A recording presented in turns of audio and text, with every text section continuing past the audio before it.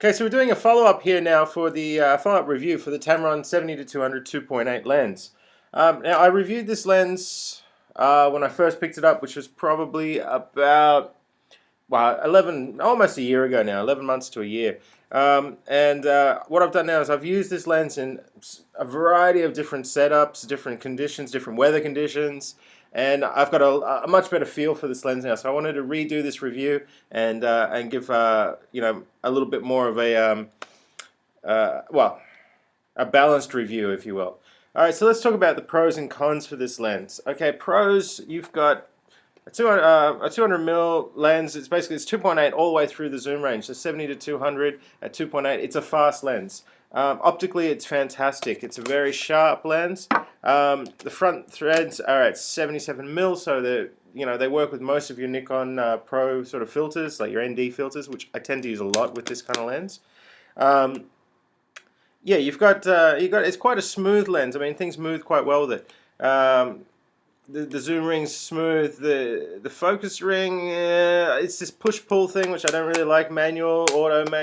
It's clunky. It's annoying.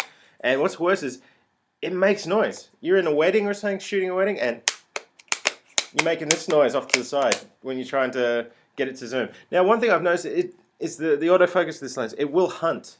It will search and search. Once it grabs the focus and it's got the focus, it's sharp as a tack. But it takes a while getting there. It's a slow lens. It's not very good when it's got backlighting to it. Of course, for a lot of people, there's no noise reduction, vibration reduction (VR) or on this lens. So yeah, if you're shooting it around 200th of a second or 1/60th of a second at 200 mil extended, you're gonna miss a couple of shots just on just handshake. The best thing you can do there is just try to take your time with your shots, not try to machine gun them out. Or the other way around is to sit there and machine gun them out, and then you've got enough shots that they're going to be some in focus. So there is a problem with that. Okay, so other things about it that are good comparatively to the Nikon 70-200 VR2 is the price. I mean, a Nikon 70-200 VR2, you're looking at $2.5 grand. One of these, you're looking at $700 to $800. So it's a much cheaper lens. The build quality, shows that cheaper quality to it. I mean, I haven't had any damage to this lens yet. It's been dropped a few times. It's been banged around plenty, and it's still holding up. One thing I will notice is that there are dust elements getting inside the lens. So the build quality has obviously got gaps in it, more so than other lenses I've used. I heard it's not so weather resistant, but I've had it out in misting and light rain, and I've had no issues with it. Weight-wise, it's a well-balanced lens. It's easy to use as far as that goes, and like I said, optically it's very sharp. So, who's this lens for? Okay, this lens is going to be really, really good for people who have got time to set up their shot.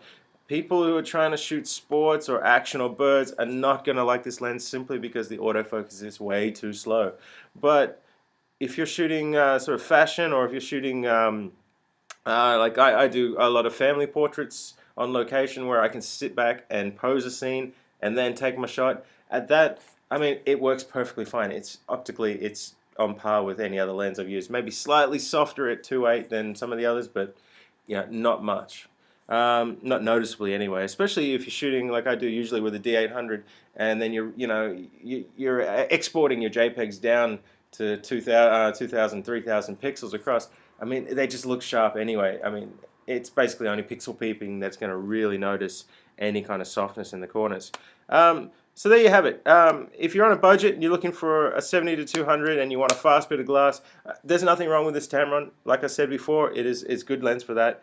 But I will tell you will get frustrated by many things, especially surrounding the autofocus and this silly push-pull thing, which sometimes doesn't even want to go in. Tamron, get it together, make it a switch, not a push-pull, and I love this lens a lot more. Would love to check out the newer one that's got the vibration reduction system on it, just to see what kind of difference that does make on it. But I'm thinking more along the lines of the next lens will be just a Nikon, just for the extra weather sealing and for the noise reduction included. I think I'm just going to bite the bullet and go for that. However, over a year, many shoots later, this lens has still held its ground. No problems there. I'm not disappointed. There's no buyer's remorse. This is Adam L. Hope this review, well, the second review has helped out a little bit. Happy shooting.